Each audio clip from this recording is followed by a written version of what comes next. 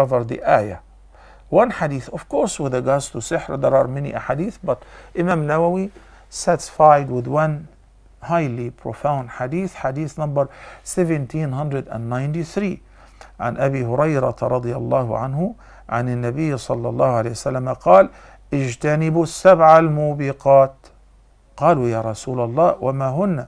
قال: الشرك بالله، السحر، قتل النفس التي حرم الله إلا بالحق، وأكل الربا، وأكل مال اليتيم، والتولي يوم الزحف، وقذف المحصنات المؤمنات الغافلات.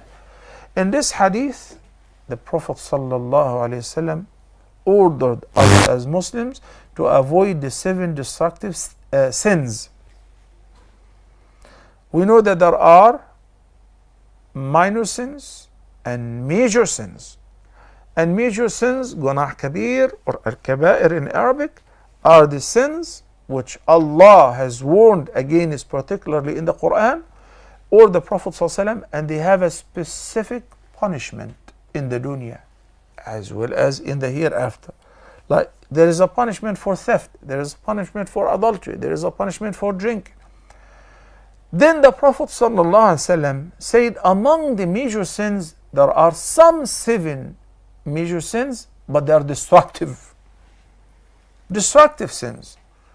He began by saying, obviously, associating partners to Allah in worship. Secondly, as-sihr,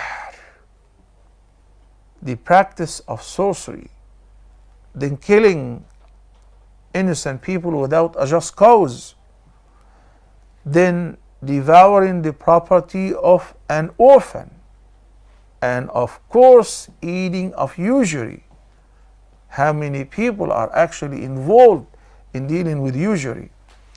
Then fleeing from the battlefield and slandering chaste women who never even think of anything touching chastity and are good believers. By the way, falsely accusing chaste men or women with the act of adultery is destructive as well.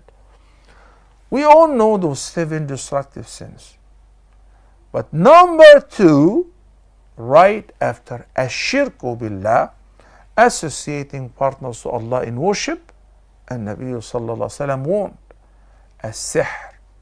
It is equivalent to disbelief, and those who practice it are disbelievers, and the sorcerers no doubt are disbelievers. But there is a very important question. When some people are being informed, your life is not really as it used to be, and you're having a lot of trouble with your spouse, with your kids, or your business, your school, education, or your health.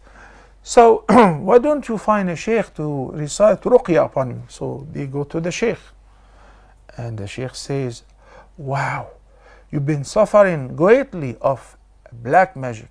I've just mentioned earlier, there is nothing called black magic. Magic is magic, if it is actually magic.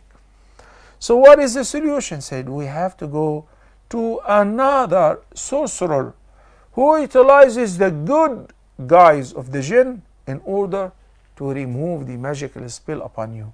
Is this permissible? The answer is no, it is not permissible. And it is as bad as going to a sorcerer in order to cast a magical spell upon another. So what do we do? An-nashrah, which is to recite certain adhkar and ayat upon this person in order to expel the evil spirits and undo and remove the magical spell from this person, whether it is he or she.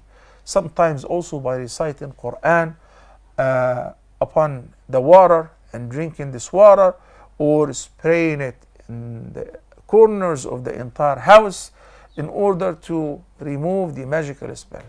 If the magical spell was recovered, many sorcerers, they bury their magical spells in the graveyard.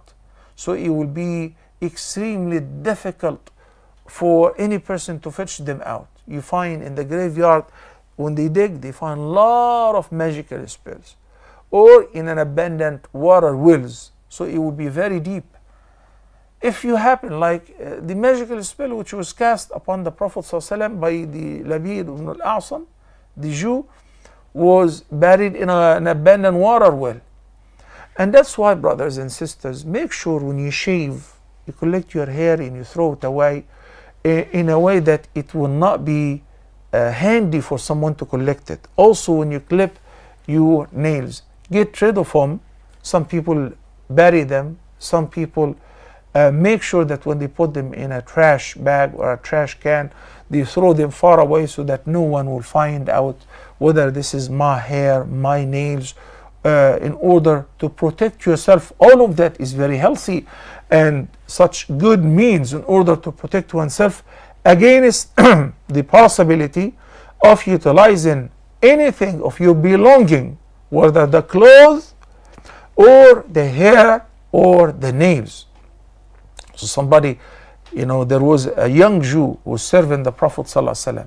So Labid ibn al-A'sam, tempted him, paid him in order to collect some of the hair of the Prophet ﷺ. And Nabi ﷺ used to have a long and nice hair. While combing with his comb, he collected some of the hair from the comb and gave it to Labid ibn al-A'sam. Then he utilized that hair to tie 12 knots and recite certain satanic quotations which affected the Prophet ﷺ. Also, when a person is regularly reciting their morning and evening adhkar, that protects them definitely against Satan's, against the jinn, and against the magical spells. There is also another means of protection, which is eating 7 dates of Medina early morning before even drinking water. من تصبح بسبع تمرات من عجوة المدينة. If you eat those 7 dates from the ajwa of Medina in the morning before eating or drinking anything, during the day you will not be affected by neither sorcery or poison.